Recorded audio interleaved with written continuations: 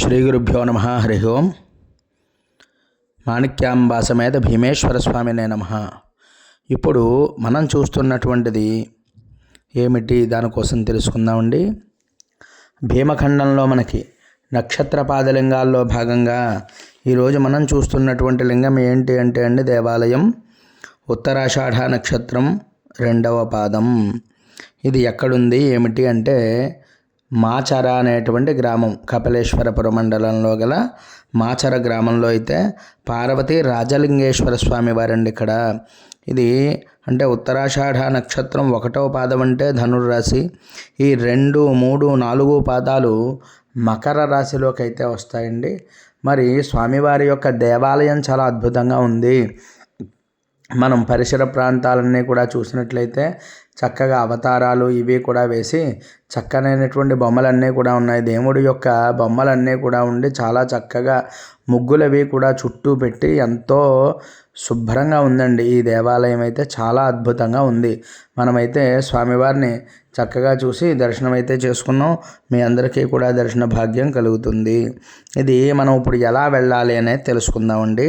ఈ మాచర గ్రామం అనేది కొంచెం బాగా లోపలికి ఉంటుంది.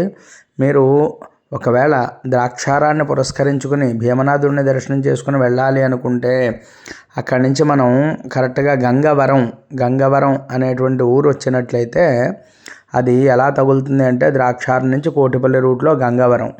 అదే గంగవరం నుంచి మనం కోళ్ళ గ్రామానికి చేరుకుని అటు నుంచి కోరిమిల్లి బస్సులు కూడా ఉంటాయండి. కోరిమిల్లికి ఒక 3 కిలోమీటర్లు 2 కిలోమీటర్ల దూరంలో ఈ మాచర అనేది ఉంటుందండి.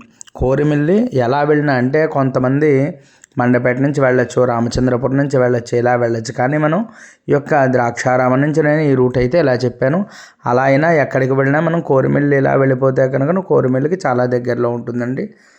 మరి ఈ దేవాలయం అయితే చక్కగా మరి కార్తీక మాసాన్ని పురస్కరించుకొని జనాలు అయితే ఎక్కువ ఎవరూ లేరు, కొంచెం ప్రశాంతంగా ఖాళీగా అయితే ఉందండి ఈ దేవాలయాన్ని. ఈ స్వామివారి యొక్క ఇక్కడే నవజనార్దనుల క్షేత్రం కూడా దీని ఎదురుకుండానే ఉంటుంది. మనం వెళ్ళడం అయితే చాలా సింపుల్. అయితే మనకి బండి ఉన్నట్లయితే చాలా సులువుగా వెళ్ళడానికి అవకాశం ఉంటుంది. అదే ఒకవేళ బస్సు మీద అయితే చాలా ఆలస్యంగా ఉంటుంది.